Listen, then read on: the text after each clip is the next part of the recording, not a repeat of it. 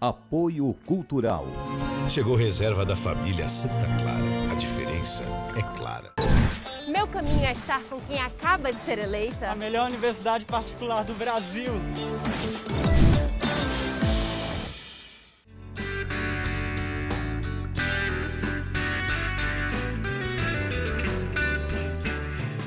Viver Mais no ar, e olha só com quem eu tenho a alegria de tomar um café hoje aqui, Fátima Bandeira, um brinde à vida. Seja muito bem-vinda ao Viver Mais. Obrigada, Ian. Muito feliz de estar aqui com você, né? Uma história de vida muito linda que eu gosto muito. Nós temos, né, na verdade. Para quem não sabe, Fátima Bandeira, jornalista, professora e hoje secretária das mulheres, secretária regional, estadual, né? Estadual de mulheres do Partido dos Trabalhadores. Como você se descobriu professora, jornalista? Desde sempre eu achei que eu ia ser jornalista e professora. Olha só. Quando eu era muito pequena, eu dizia que eu ia ser professora, que é muito engraçado. Eu tinha 3 tias professoras, todas 3 solteironas. E eu dizia, eu vou ser professora porque eu não quero casar. Então, eu ia ser professora porque na minha cabeça, professora não precisava casar. Então, era ótimo. Porque eu achava que não tinha que casar. E jornalista porque eu sempre fui muito, muito curiosa. E aí a minha mãe sempre dizia, essa menina vai acabar sendo jornalista. Porque eu sempre fui muito curiosa e eu sempre gostei muito de ler. Né? Eu me alfabetizei com 4 anos, então assim, li a vida inteira, continuo lendo, eu tenho biblioteca em casa. E com essa curiosidade, né, minha mãe dizia, essa menina vai ser jornalista, porque não é possível essa menina dar conta de tudo. Então, eu dava conta do mundo, né? Porque era rádio, era televisão, era livro, era jornal, eu sempre gostei, né?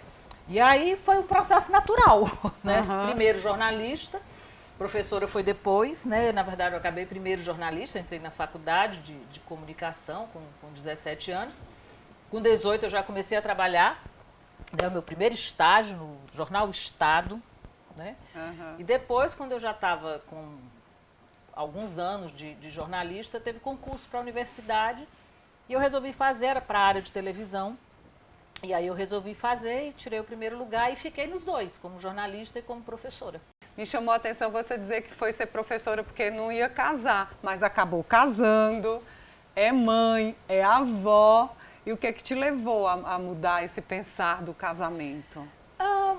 Na verdade, coisa de criança, né? Eu não achava que casamento era um projeto de vida. Como a maioria das pessoas porque naquela às vezes eu digo assim, né? Gente, às vezes eu sou feminista, então às vezes me perguntam como é que é o feminino. Eu digo que o feminino fez parte da minha vida sempre.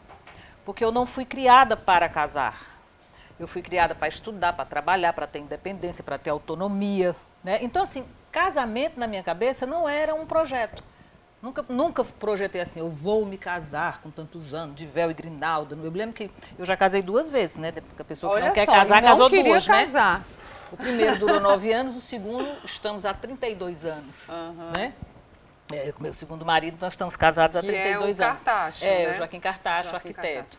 Mas você foi jornalista e casou. Você realmente se realizou com essas suas decisões? É algo que te faz feliz até hoje? Ou, eu devia ter ido por outro caminho? Não, eu acho que eu sou muito realizada. Assim, eu acho que eu sou muito privilegiada, Ian. Eu sempre trabalhei no que eu gosto, tanto como jornalista como professora. Quer dizer, acho que você ter o privilégio de trabalhar e de viver daquilo que você gosta é um privilégio enorme. Né? Então, eu acho que eu sou extremamente privilegiada. E sou casada com um homem maravilhoso, né? Meu marido ele só não é feminista porque ele é homem, né? Mas é um grande parceiro, né? Nós temos 2 filhas. A minha filha mais velha até não é filha dele, mas ele criou, porque quando nós casamos ela tinha 6 anos, então ela chama ele de pai. E temos uma segunda filha, que aí é nossa, a Sofia, que é a minha mais velha. Sim. Né? E temos a Tainá, mas ele é pai das 2 e avô dos meus netos, né? Né? Qual a então, sensação de ser avó, Fátima, para você que não tinha nem o sonho de casar e de repente se ver avó? É porque assim, casar é uma coisa, ser mãe é outra. Eu sempre quis ser mãe. Entendi. É que as coisas para mim não eram juntas, né? Assim, seguir aquelas regras básicas. Isso não era básico, tá? Mas eu sempre que eu adoro né? Eu adoro, eu queria ter tido 6 filhos, eu não tinha era dinheiro na época, né? Porque quando a gente é jovem, a gente está construindo a vida. Então, como é que eu ia ter 6 filhos? Eu não ia poder criar, então só tive 2. Então, ter neto é maravilhoso, mulher, porque é o buraco que ficou, as meninas cresceram, saíram de casa.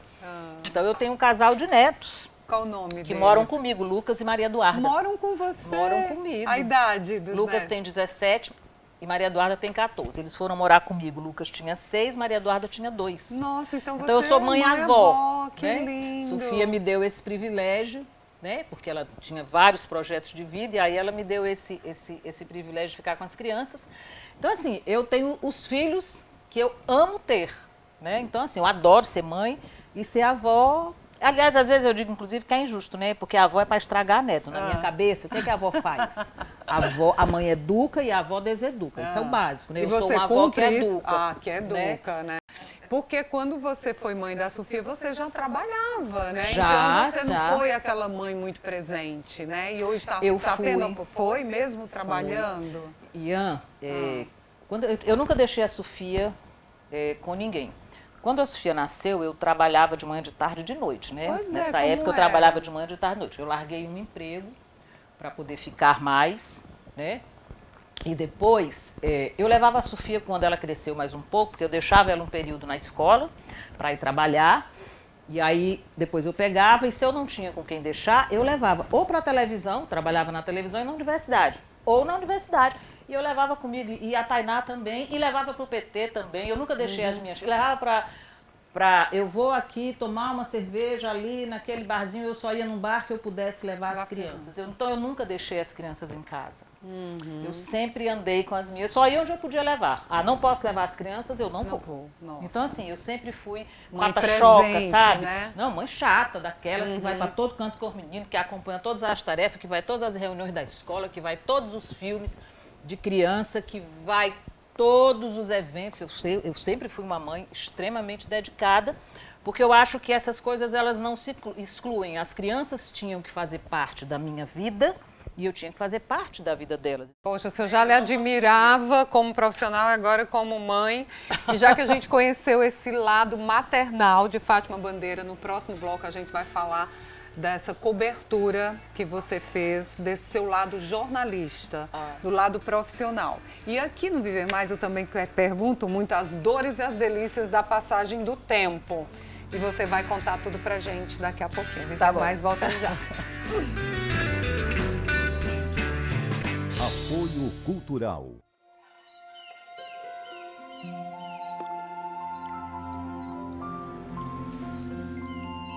Existe um café especial que nasceu para fazer a diferença. É o que a gente tem de melhor, reservado para a sua família. Se você vivesse aqui, iria provar tudo isso. Mas como você não vive, pode provar aí mesmo na sua casa. Chegou reserva da família Santa Clara. A diferença é clara. Qual caminho você vai seguir para chegar nos seus sonhos? Vou seguir junto com uma universidade que se preocupa com o meio ambiente. Quero estar ao lado da universidade que inova, sem esquecer o lado humano. Eu também. Meu caminho é estar com quem acaba de ser eleita. A melhor universidade particular do Brasil.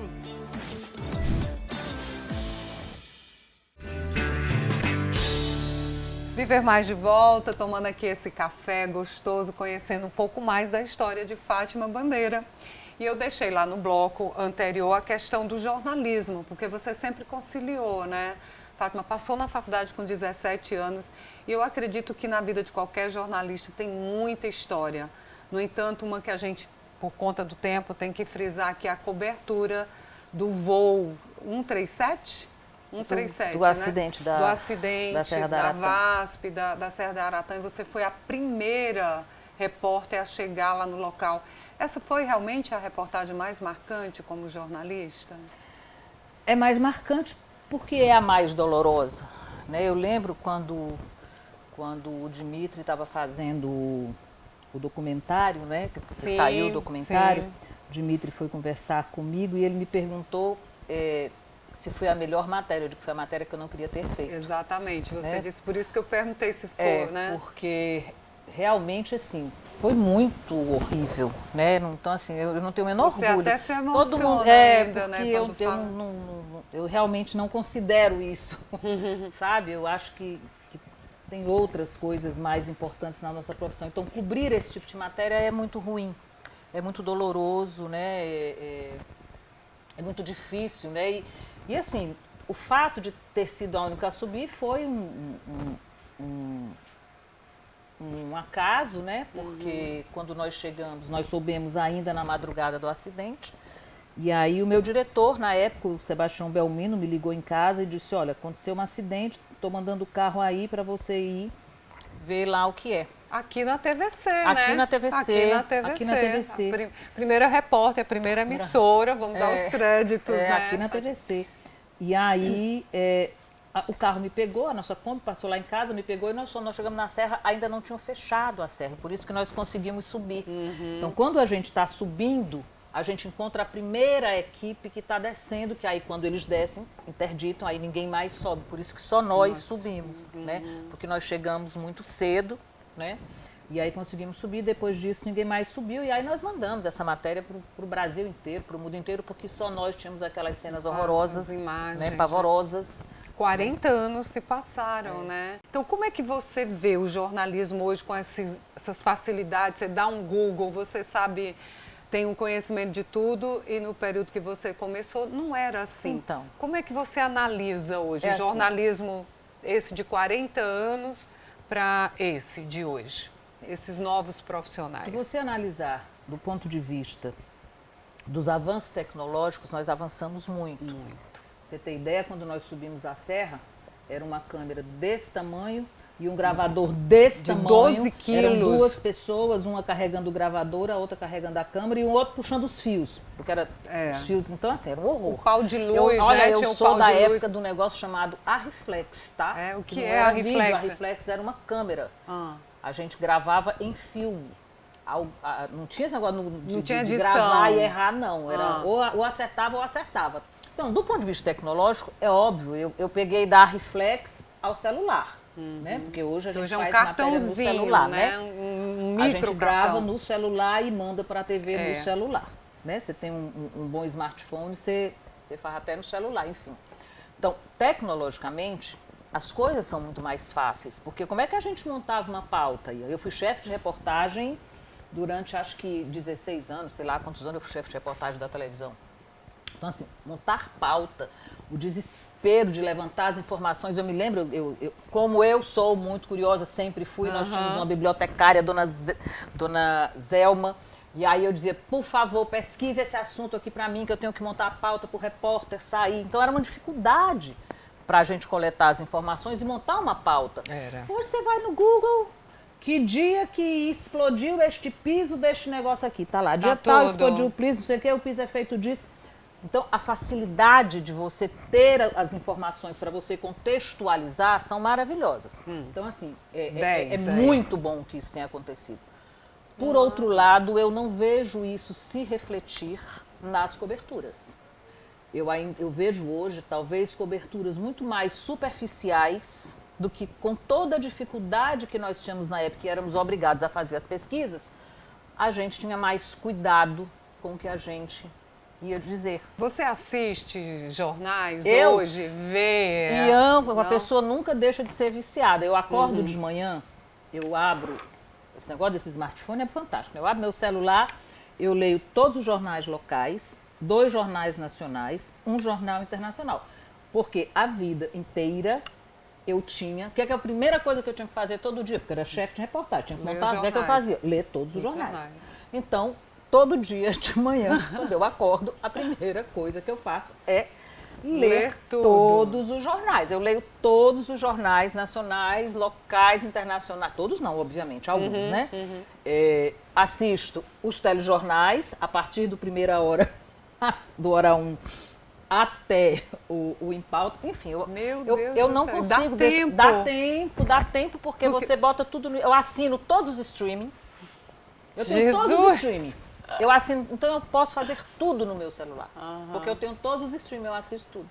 Mas quando eu perguntei se você assiste... Eu faço o almoço assistindo o telejornal. Nossa, essa é uma jornalista na Não essência sai, mesmo. não sai da de gente. jeito, Então, assim, né? no dia que eu não leio o jornal, a sensação Parece que eu tenho assim, o mundo se acabou e eu não sei. Aham. Quando você vê hoje as coberturas, o desempenho dos repórteres, você acha que essa nova geração está realmente preparada?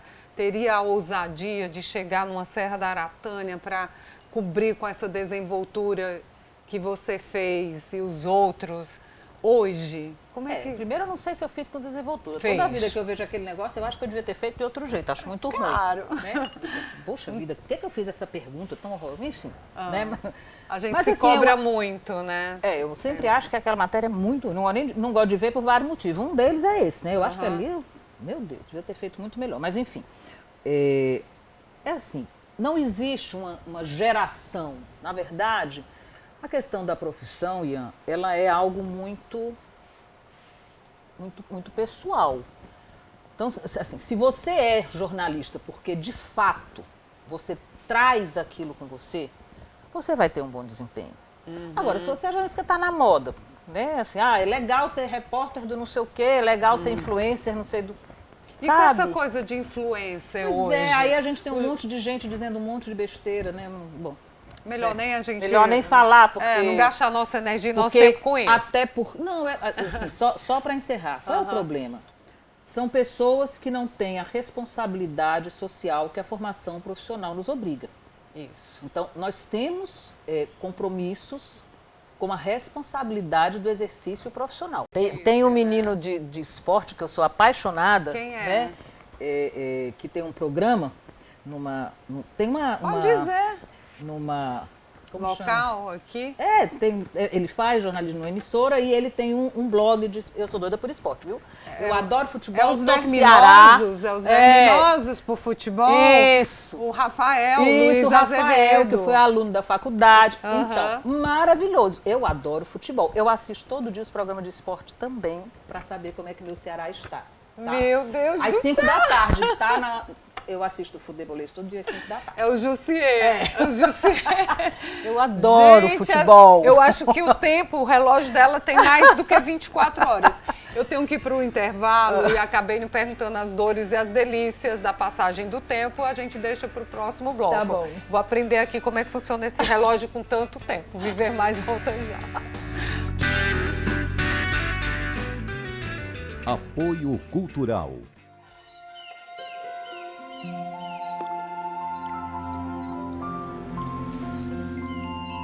Existe um café especial que nasceu para fazer a diferença. É o que a gente tem de melhor, reservado para a sua família. Se você vivesse aqui, iria provar tudo isso. Mas como você não vive, pode provar aí mesmo na sua casa. Chegou reserva da família Santa Clara. A diferença é clara. Qual caminho você vai seguir para chegar nos seus sonhos?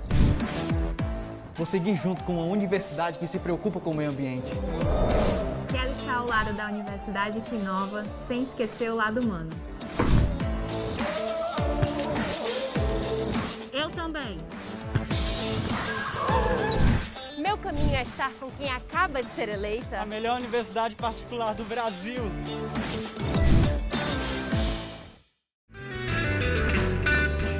De volta aqui com Fátima Bandeira e a conversa rolando aqui nos bastidores com essa alvinegra, né?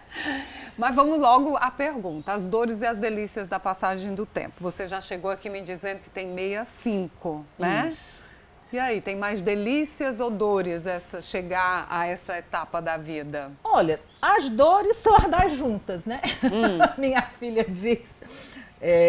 diz que eu tô com um problema de junta tudo e joga fora. Porque aí é os dedinhos que dói, o ombro que de vez em quando tem bursite. Por outro lado, eu acho que a gente tem uma vida hoje tão possível de ser saudável, né? Exatamente. Que, assim, eu não vejo muitas dores, né? E do ponto de vista da maturidade, é uma delícia, né, Ian? Pelo amor de Deus. Né? Eu hoje me dou o direito de não me aborrecer com o que não vale a pena. Eu já passei da idade, não vale a pena. Entra aqui e sai aqui, minha filha, 65 anos. Abstrai, Adoro né? dizer a minha idade, que nossa, tudo isso não parece. Pois é, ó, show, que eu tive Covid em janeiro. E aí, depois da Covid, fiz Muda alguma o coisa. check-up.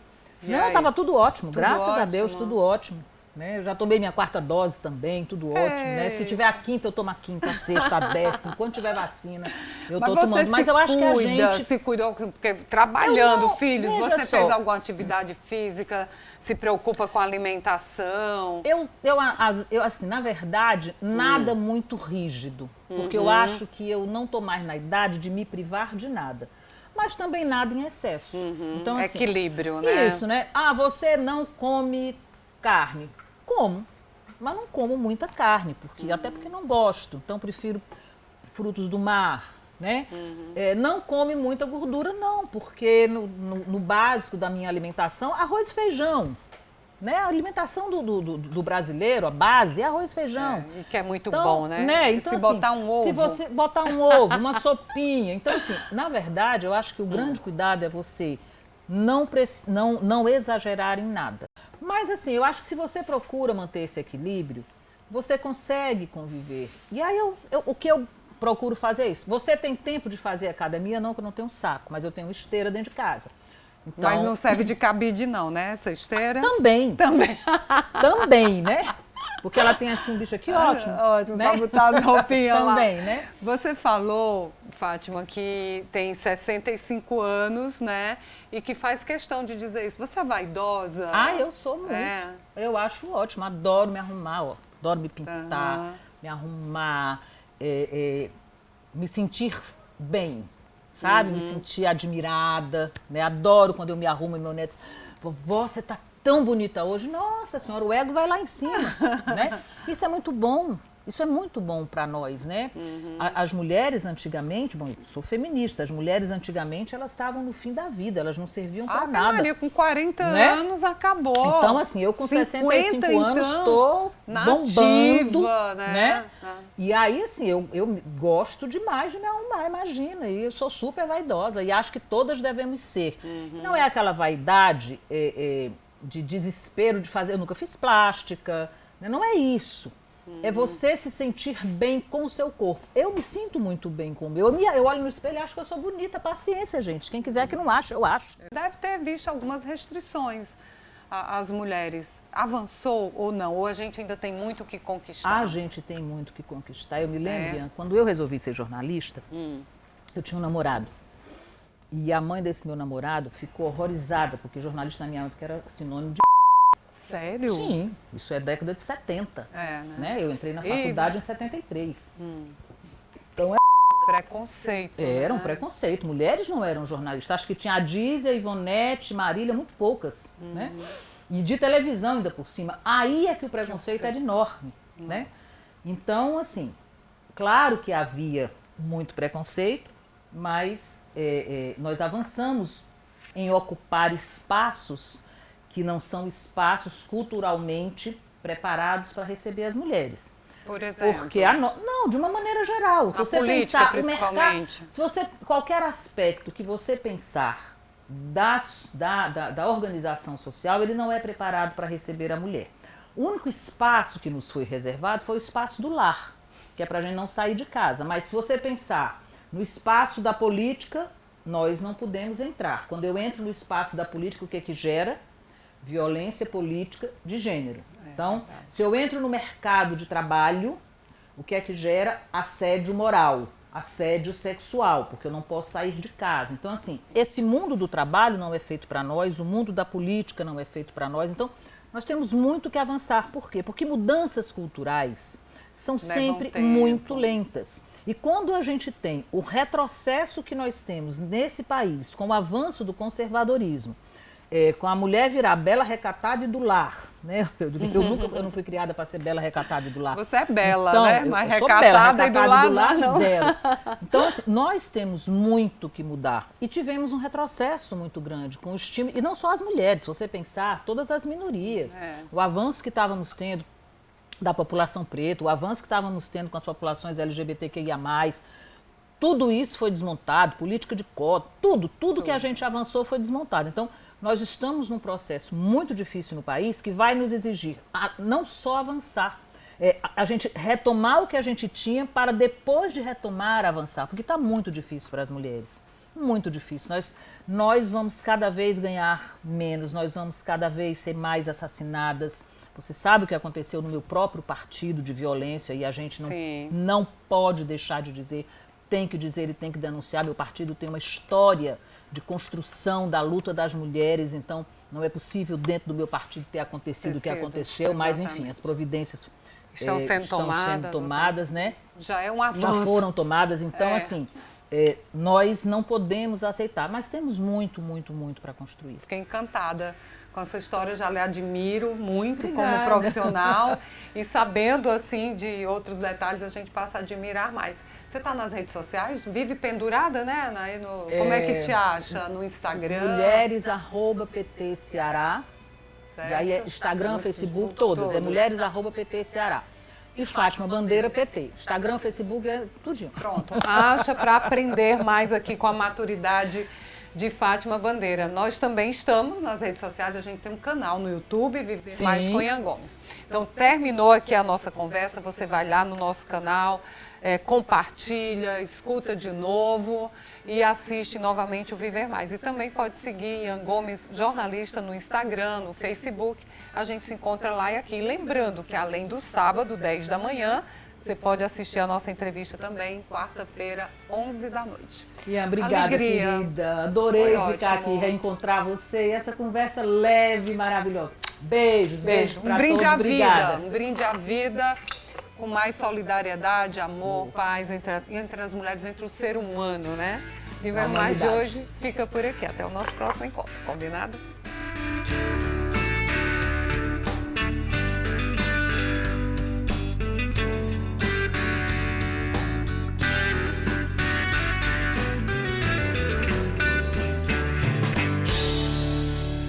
Apoio Cultural. Chegou reserva da família Santa Clara. A diferença é clara. Meu sonho é estar com quem acaba de ser eleita. A melhor universidade particular do Brasil.